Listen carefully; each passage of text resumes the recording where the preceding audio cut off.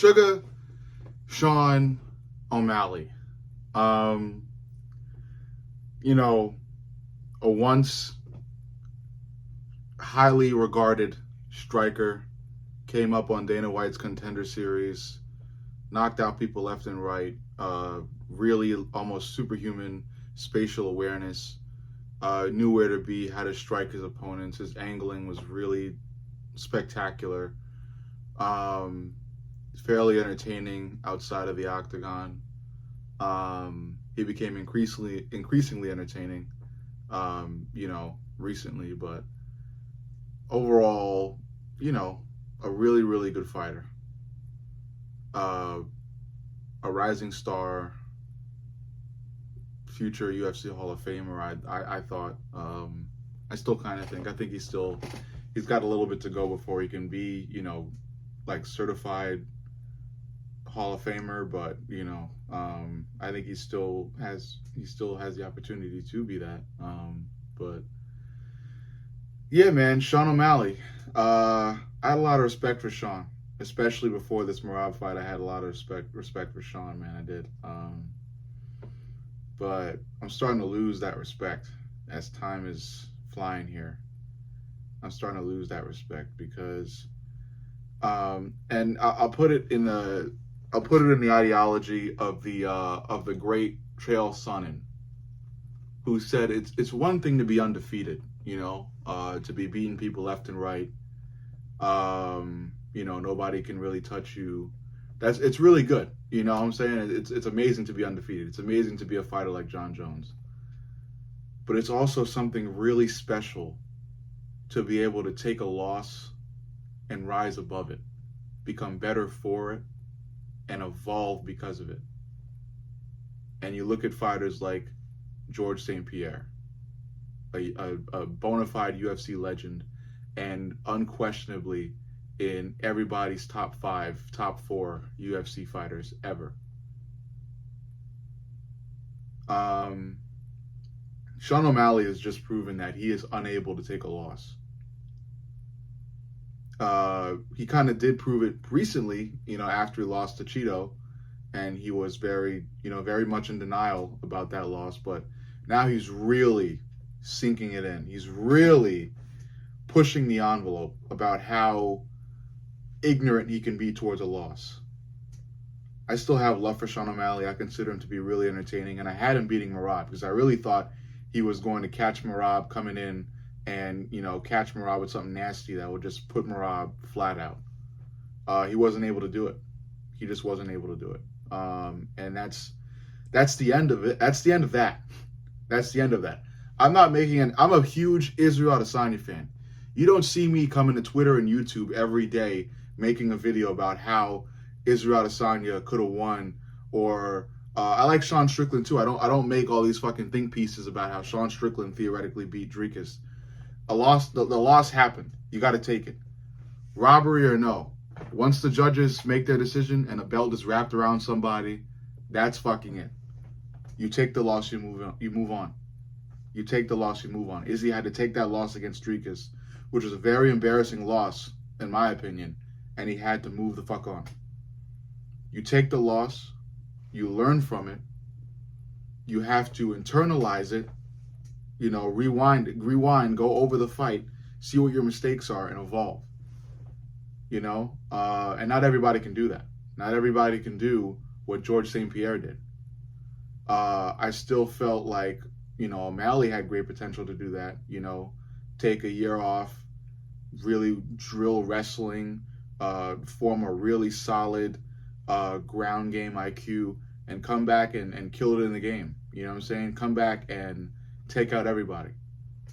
Because fans will get behind you if you do that. If you say that and you back it up and you do that, they'll get behind you once you make your comeback.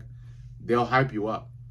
But I guess O'Malley's incapable of doing that because he's come to Twitter, he's come to Instagram, and he's saying all this stuff about how he actually won.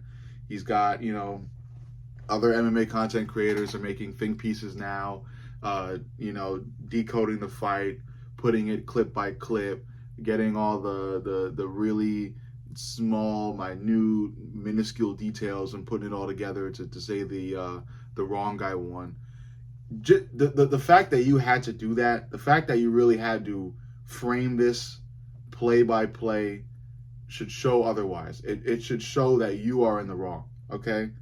Merab won the fight clearly. I'm going to read some stats to you, and you can form an opinion of your own. I already have mine, and we could go from there with it. Total strikes landed. These are, successful strikes to anywhere on the body. Total strikes landed. Merab, 214 successful strikes to O'Malley's 49 successful strikes. Merab outstruck one of the best strikers of recent time. Outstruck him because he stayed, and I use this word a lot, he stayed elusive. The movement was there. He's got nonstop cardio, so he's moving all over the place, every second of that fight, not giving O'Malley the same picture twice. And he's striking all the while with O'Malley. He's going to that danger zone with O'Malley. He did it a number of times throughout the fight, and he was still standing throughout all of it. So he was able to surpass O'Malley's game plan, which was to clip him as he's coming in, with a knee, with an overhand, with an uppercut, with whatever, to clip him as he's coming in. He wasn't able to do it. Takedowns. Merab, 6 successful takedowns. O'Malley, 0. Merab was nonstop going for double, single legs.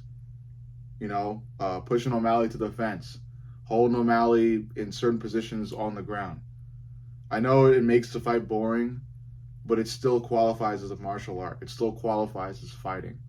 Okay? I said this in the last video.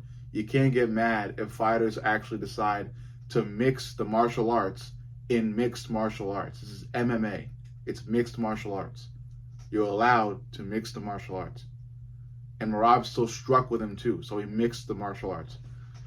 Head strikes. Strikes to the head. Merab, 55 successful strikes to the head. O'Malley, 22.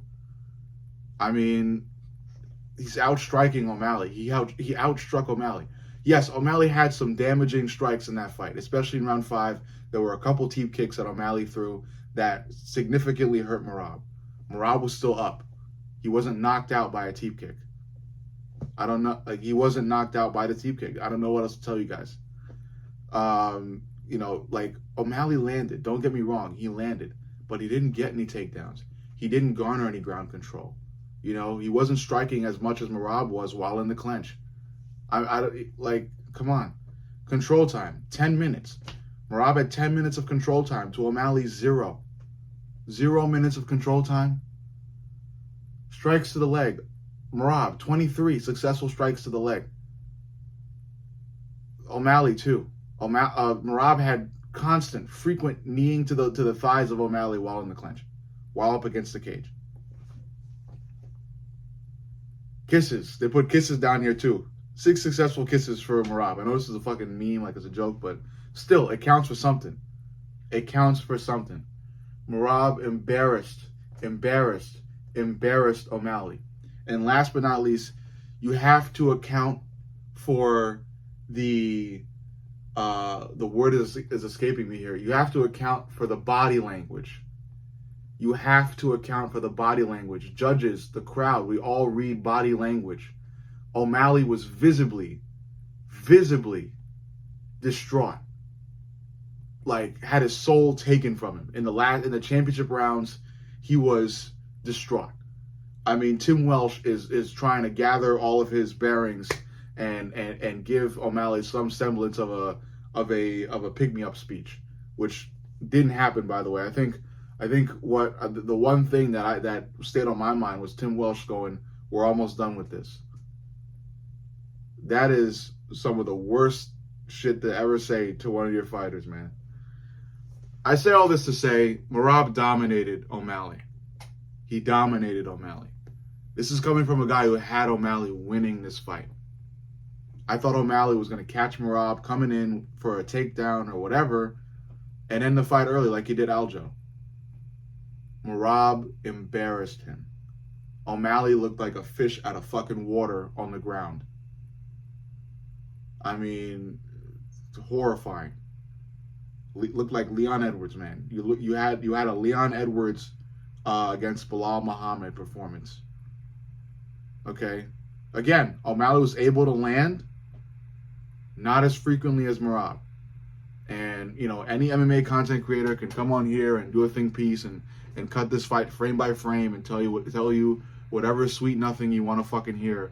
It's not going to change the result. It happened, and what is crucial for O'Malley to do at this moment is take the loss, internalize it, and evolve. Work on what you failed at, come back, and dominate the division. Let me know what you think.